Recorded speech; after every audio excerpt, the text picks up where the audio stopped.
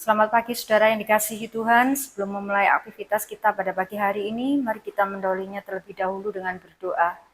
Terima kasih ya Tuhan atas segala penyertaan-Mu sepanjang malam kami boleh beristirahat. Dan pagi hari ini kami boleh memulai aktivitas kami kembali.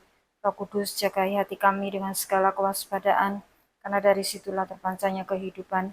Kenyangkan kami ya Tuhan sepanjang hari ini dengan kasih setia-Mu. Berfirmanlah ya Tuhan, melalui hamba-Mu urapi setiap umat-Mu yang mendengarkannya.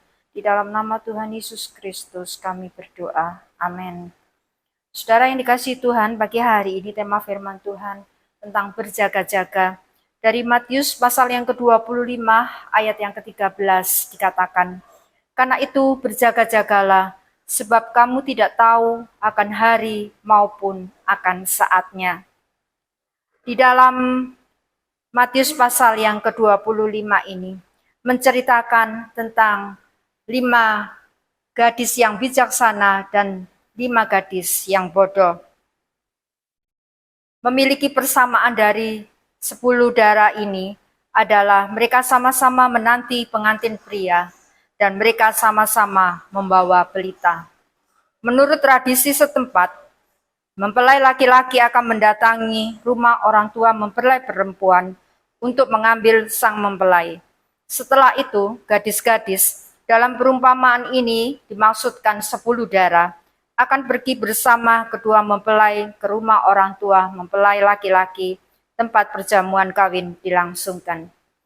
Karena pelita membutuhkan minyak agar terus menyala, di dalam Injil Matius 25 ayat yang kelima dikatakan bahwa mempelai itu tidak bisa diduga kedatangannya. Kedatangan mempelai bisa lama, bisa cepat. Karena itu mereka harus mempersiapkan minyak tambahan. 5 darah yang bijaksana membawanya dan 5 darah yang bodoh tidak membawa persiapan minyak tambahan. Saudara yang dikasihi Tuhan, di dalam perjanjian lama, Samuel mengurapi Daud untuk menjadi raja Israel dengan minyak. Dan sejak saat itu berkuasalah Roh Tuhan atas Daud.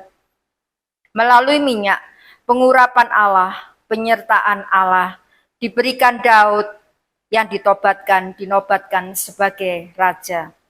Di dalam perjanjian baru, Allah mengirim Roh Kudus untuk memberi kuasa dan keberanian kepada para rasul untuk memberitakan Injil tentang Yesus. Kisah para Rasul 2. Dengan Roh Kudus memampukan seseorang untuk melakukan kehendak Tuhan. Roh Kudus menginsyafkan akan dosa dan kebenaran dan penghakiman.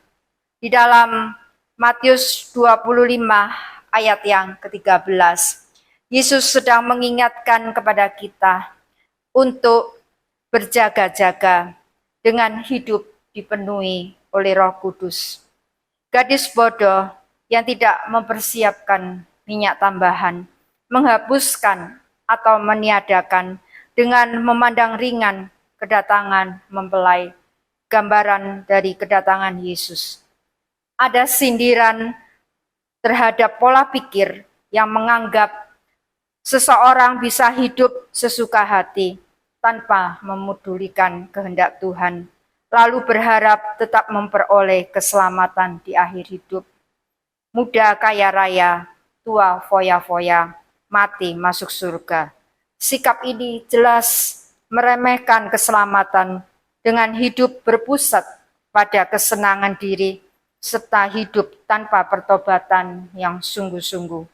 Padahal tidak seorang pun tahu kapan ajal atau kematian itu tiba, sehingga mereka yang tidak mempersiapkan hidupnya dengan sempurna akan mengalami penyesalan yang tidak dapat diperbaiki lagi.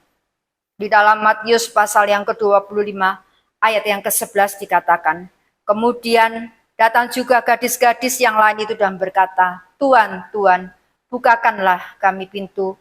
Tetapi ia menjawab, "Aku berkata kepadamu, sesungguhnya aku tidak mengenal kamu.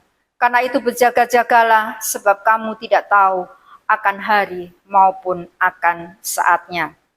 Sebaliknya, gadis-gadis yang bijaksana Yang hidup menurut jalan yang ditunjukkan Tuhan akan berbahagia karena mereka akan masuk ke dalam kerajaan surga. Matius 25 ayat yang ke-23 dikatakan, lalu datanglah hamba yang menerima 2 talenta itu, katanya, Tuhan, 2 talenta, Tuhan percayakan kepadaku, lihat aku telah beroleh laba 2 talenta. Maka kata tuannya itu kepadanya, baik sekali perbuatanmu itu, hai hambaku yang baik dan setia, masuklah dan turutlah dalam kebahagiaan Tuhanmu. Amin firman Tuhan. Mari kita berdoa. Terima kasih ya Tuhan atas firman-Mu. Firman-Mu mengingatkan kami untuk tetap selalu berjaga-jaga di dalam hidup ini ya Tuhan. Dengan kami hidup seturut kehendak Tuhan, agar kami tidak menyesal saat Tuhan datang kembali, dan kami boleh masuk dalam kebahagiaan bersama-Mu di surga. Terima kasih ya Tuhan. Berkati setiap umat-Mu yang sudah mendengarkan firman-Mu. Mari kita berdoa Bapa kami. Bapa kami yang di surga, dikuduskanlah nama-Mu. Datanglah kerajaan-Mu, jadilah kehendak-Mu di bumi seperti di surga. Berikanlah kami pada hari ini makanan kami yang secukupnya. Dan ampunilah kesalahan kami, seperti kami juga mengampuni orang yang bersalah kepada kami. Dan janganlah membawa kami ke dalam pencobaan, tetapi lepaskanlah kami daripada yang jahat. Karena Engkaulah yang empunya kerajaan dan kuasa dan kemuliaan sampai selama-lamanya. Amin. Tuhan Yesus memberkati.